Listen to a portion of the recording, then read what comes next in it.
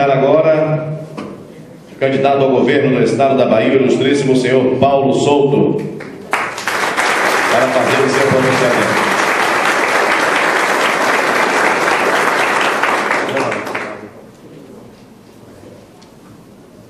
Boa tarde. Boa tarde a todos. Eu queria aqui cumprimentar o presidente da Associação Comercial, o Genival Souza, o presidente do CDL, André Gustavo Barbosa, o presidente do Sindicato Vicente Neiva, o presidente da ABARTE, Fernando Henrique, o presidente do Sindicato de Bares e Restaurantes,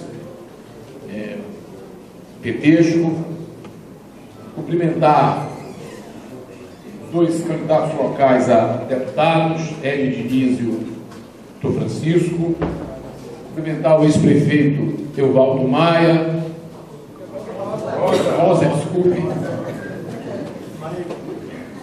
e a todos que nos honram aqui com a sua presença, e fazer um comentário inicial que eu considero importante.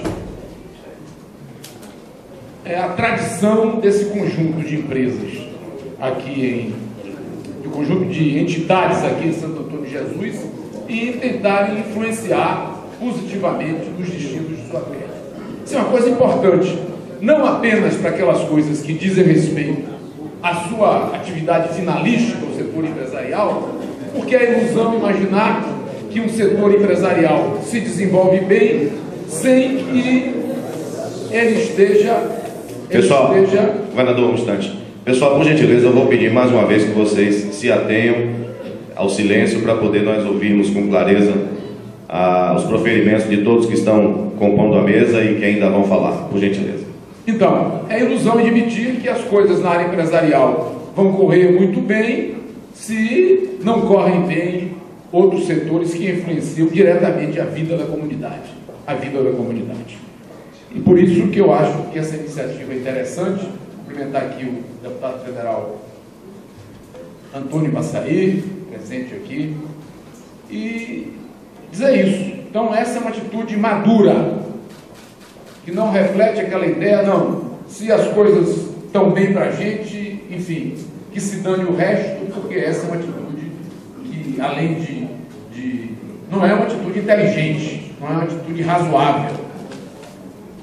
Por isso, a minha alegria de estar presente aqui e também dizer que a forma como foi conduzida é uma forma eficiente. Dizer o seguinte: olha, os problemas que nós achamos aqui são esses e esses, o senhor que fale sobre eles, do que muitas vezes eu falar aqui. Enfim, tudo é importante, mas tem alguns aspectos que devem ser diferenciados. Eu vou tentar fazer isso rapidamente, sem que isso influencie no que eu penso exatamente nas minhas ideias sobre esse assunto. Mas eu queria começar falando de uma coisa geral, que principalmente vocês empresários têm que ter consciência. Não adianta, eu digo sempre o seguinte, e isso eu me permito fazer tranquilamente: cuidado com tudo quanto é número que é apresentado pelo governo do Estado. Coloquem isso sob lupa.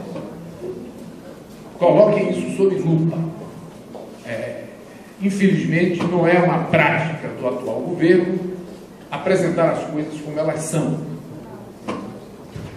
Na publicidade, no jornalismo, etc. E se eu fosse perder tempo aqui para dizer, nós não iríamos ter a tarde toda. O exemplo mais eloquente disso, alguém já citou aqui, não sei se já citou aqui ou foi eu que falei na entrevista, é essa história do analfabetismo. Fizemos um programa e a Bahia tinha 2 milhões de analfabetos e nós tiramos 1.300.000 através do TOP. Eu sempre tive, como governador e como homem público, um cuidado muito grande quando a gente fala para a população. Então, qual é a verdade? O IBGE disse que entre 2007 e 2013, período do atual governo, 173 mil baianos deixaram de ser analfabetos.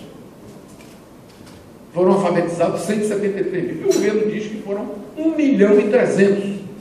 Isso é só um exemplo isolado, né? como uma precaução para esse período, de dizer exatamente as coisas como elas são. Eu fico impressionado com a coragem de um homem público ou de homens públicos inventarem números. Isso é a pior coisa que existe na prática política, né? Tanto assim, eu fico satisfeito quando eu vejo, eu sei o que é a fama dos políticos hoje. E a gente não tem que se zangar, porque a população, de um modo geral, não acredita nos políticos. E tem razões para isso. Às vezes até generaliza, o que não é justo. Mas vocês, eu fico satisfeito, porque quando vocês se reúnem aqui para nos ouvir, eu acho que de alguma forma é pelo menos uma demonstração de que consideram que os que estão falando aqui têm ainda credibilidade para falar sobre os assuntos que interessam a população. Mas eu acabei desviando do ponto principal na coisa da economia. Nós sempre fomos, a Bahia sempre foi a sexta economia do país. Nós éramos ultrapassados por quê? Já sabíamos. Nós éramos ultrapassados por São Paulo, claro, por Minas Gerais, pelo Rio de Janeiro, pelo Paraná, pelo Rio Grande do Sul, e éramos o sexto. Segurávamos isso e tínhamos uma pretensão que nunca teve muito próxima, não, de dar um salto. O que é que aconteceu nos últimos anos? Nós passamos a ser a oitava economia do país. Nós fomos ultrapassados nesses últimos anos por Santa Catarina e fomos ultrapassados por Brasília. Brasília é a capital federal, mas é uma cidade. Brasília hoje, nesses últimos 2 anos que foram computados, tem um produto interno bruto maior do que a Bahia. Maior do que a Bahia. Então, isso revela o grau de fragilidade hoje da economia da Bahia e que a gente precisa ter consciente. Há uns 30 dias foi publicado por um organismo internacional um ranking que mostrava a competitividade dos estados brasileiros. Nós passamos a ser o 13º estado competitivo. Isso tem um enorme significado, não pense que isso não influi em vocês aqui, não. Influi muito.